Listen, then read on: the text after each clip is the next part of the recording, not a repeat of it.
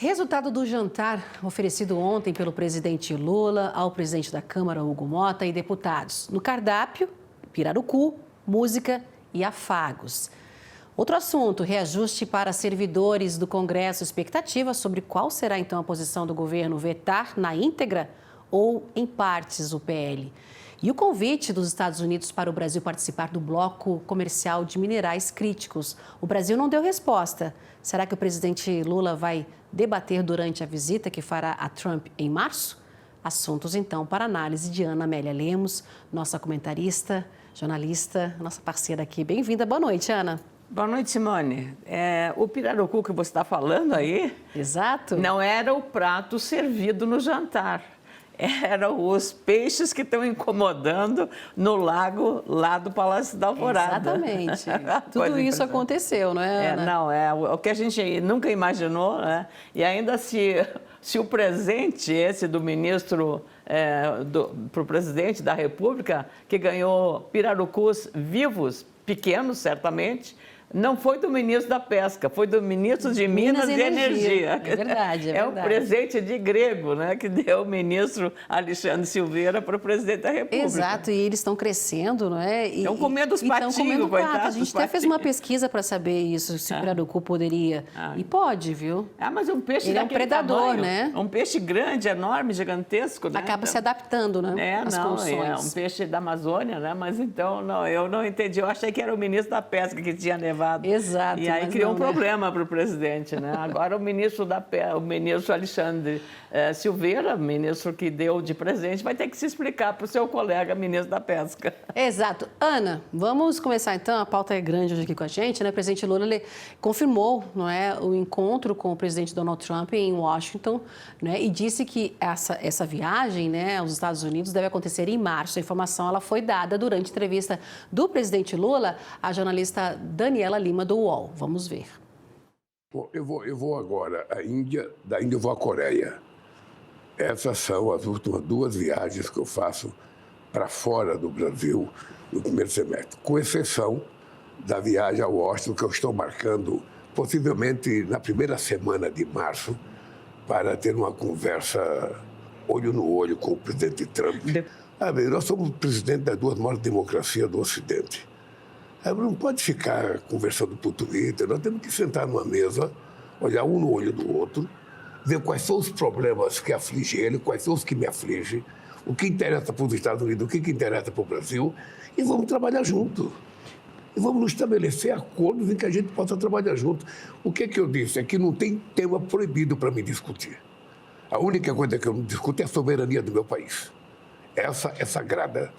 Mas discutir parcerias de indústria, parceria na exploração de minérios, de minerais críticos, de terras raras, discutir investimento, discutir, aumento de exportação, tudo isso nós somos livres para discutir.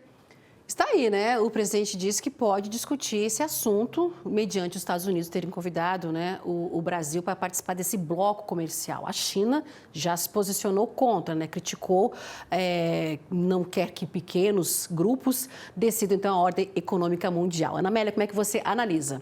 Na verdade, aí é uma guerra de interesses em questões estratégicas. Os minerais preciosos raros, os minerais que são a base do desenvolvimento da tecnologia moderna de hoje. É disso que se trata.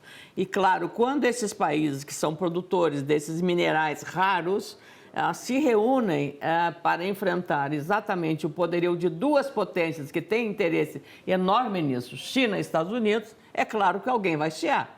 Como o Trump está jogando melhor essa parada em relação à China, por isso que o Xi Jinping está. Da mesma forma como o Trump chiou quando criaram nos BRICS uma moeda comum para os BRICS.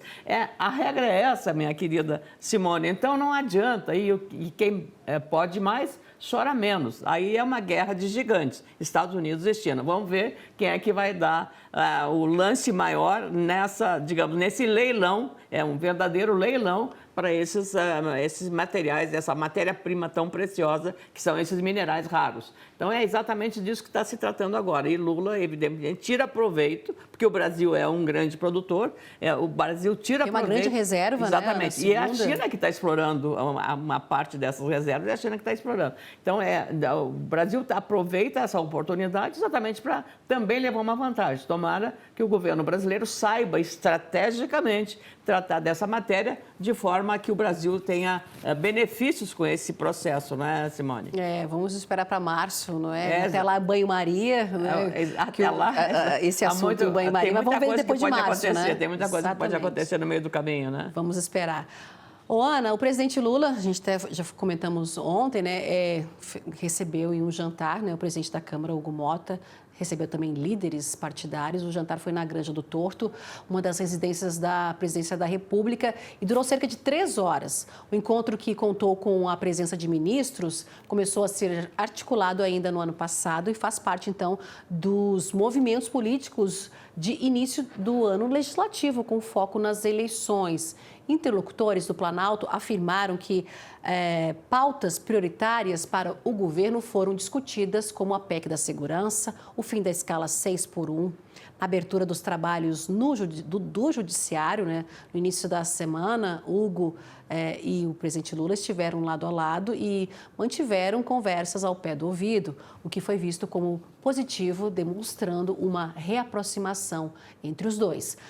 A ideia inicial era de que líderes e o presidente do Senado, Davi Alcolumbre, também participassem, né? Mas com a presença de senadores em Brasília está baixa nesta semana, o segundo jantar então vai acontecer depois do Carnaval. A expectativa de Lula é melhorar então a relação com Alcolumbre e fazer andar a indicação de Jorge Messias ao Supremo Tribunal Federal. Esse que é o rolo no Senado. Vamos ver, mas, né, Ana? Mas nem Câmara, nem Senado, não tinha ninguém hoje lá. Andei lá pelo Congresso, vazio, não tem ninguém lá, nenhuma sessão trabalhando, funcionando. Então, já está o feriado de Carnaval sendo antecipado, minha cara Simone. É uma situação. Agora, o presidente, eu acho que aproveitou para a oportunidade, porque uma situação indigesta agora que tem e que está dando muito desgaste, aliás, merecidamente, em relação à Câmara dos Deputados e a furar o teto do aumento que foi dado. Você sabia o que se chama GDA? Não. GDA. Olha, prestem atenção os nossos telespectadores. GDA é uma sigla que quer dizer gratificação, GDA. Gratificação de desempenho, alinhamento estratégico. Olha só o palavrão. O nome é bonito, né? Olha só o palavrão que encontram esses líderes do Congresso Nacional, da Câmara dos Deputados, para justificar um aumento de salário dos servidores da Câmara dos Deputados, que vai estar furando o teto de gastos que o próprio Congresso Nacional aprovou, Simone. Como é que ele vota uma lei de teto de gastos e ele próprio não cumpre aquilo que ele votou? Fura, né? Fura o teto. O ministro Dino, que todo mundo fala mal do ministro Dino, lá do Supremo, o ministro Dino decidiu nunca dizer o seguinte: não tem que furar teto. Furar teto é inconstitucional. Está na Constituição, o teto é uma emenda constitucional que foi votada e aprovada. Então, quem está fora do teto, quem faz gastos fora do teto, é considerado inconstitucional. É o argumento que o presidente Lula terá para vetar esse aumento desse GDA que foi concedido com esse palavrório todo. Desempenho. Quem é que avalia desempenho de servidor? Ninguém. E quando se discutiu para regulamentar a avaliação de desempenho, foi uma choradeira geral. Ninguém queria saber disso, porque imaginavam que ia acabar eliminando a estabilidade no emprego, só porque é concursado. Aliás, lá na época da Lava Jato, o próprio presidente, referindo o seu Deltan Dallagnol, disse assim: só porque ele fez um concurso público, ele acha que ele é dono da vida dos outros? Então, é exatamente isso que dá para não ser punido com uma demissão quem tem essa estabilidade. Então, essa situação foi o que criou, e agora essa manifestação do ministro Dino se refere não apenas ao Legislativo, se fere também ao Executivo e ao Poder Judiciário. Agora, as contas que foram feitas, Simone, no caso do Legislativo, alguém poderia chegar a ganhar, sabe quanto? R$77 mil de salário, com as gratificações essas, que é o tal do GDA, gratificação de avaliação por desempenho estratégico. Veja só que coisa, é um desrespeito e a população recebeu isso realmente muito irritada com a falta de respeito com o dinheiro público. Pois é, e nessa decisão, o ministro Dino, ele alerta para o uso indevido, então, das verbas ditas indenizatórias, que na prática, então, serve para turbinar salários, né, e ultrapassar, então, o limite previsto, então, na Constituição, como a Ana está falando aqui. Apenas parcelas indenizatórias expressamente previstas em lei, segundo o ministro, né, podem ficar fora do teto, conforme o entendimento já consolidado pelo Supremo Tribunal Federal.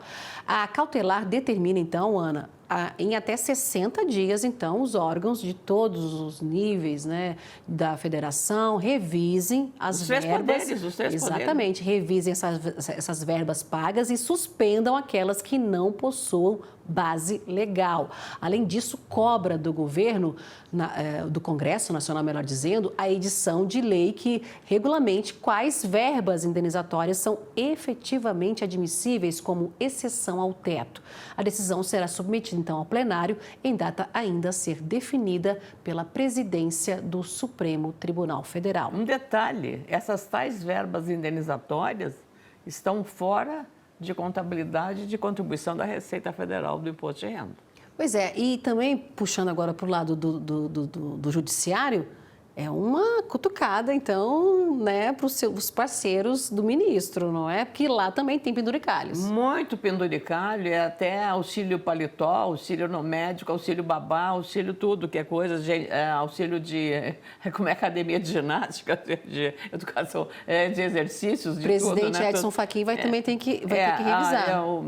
O presidente está tendo muita coragem para tentar enquadrar, mas já está percebendo publicamente a responsabilidade. Na manifestação ontem dos dois ministros, que são os mais visados pela população e por toda a sociedade brasileira, Alexandre de Moraes e o ministro Dias Toffoli, eles dois praticamente defenderam a manutenção do status quo.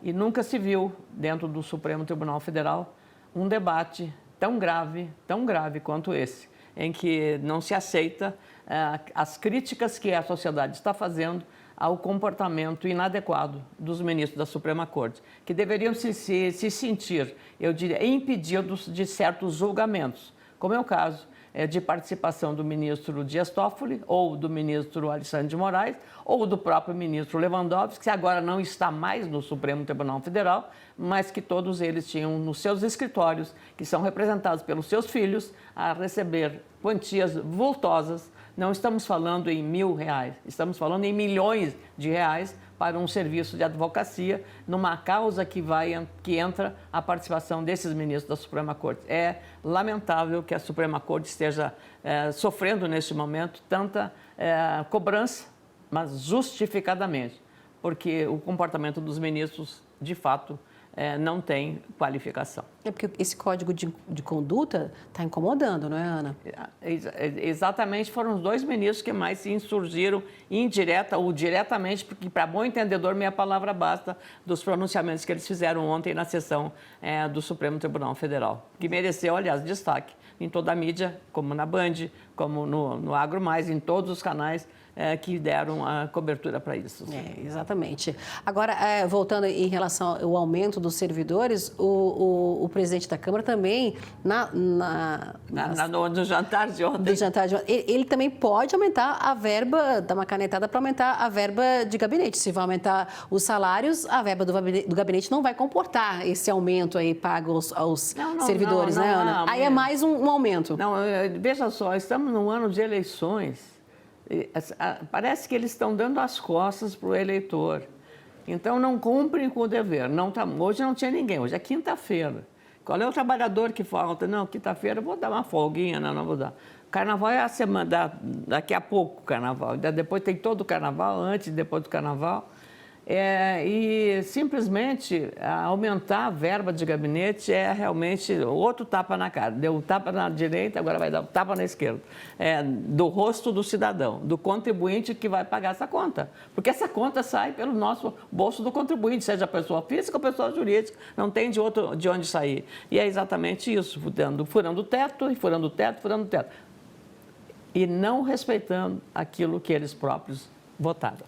Certo, Ana Amélia, a gente vai seguir acompanhando, que com certeza será, esses temas vão voltar aqui na tua análise ao longo das semanas, né, Ana? Depois do Carnaval também. Depois do Carnaval. Não vamos esquecer do GDA. Esqueça, exatamente. Anota aí que a gente vai falar muito dele, viu, do Ana? GDA. GDA. GDA, é uma gratificação com nome bonito, né? Nome, mas é fácil fazer, né? E com valor também, né, Bonito, Ana? bonito. O nome bonito e o valor também, né, Ana? Muito obrigada, Ana Amélia Lemos. Até a próxima semana, tá? Uma boa noite, bom fim de semana e até semana que vem, viu? Quase que eu deixo para ti aqui.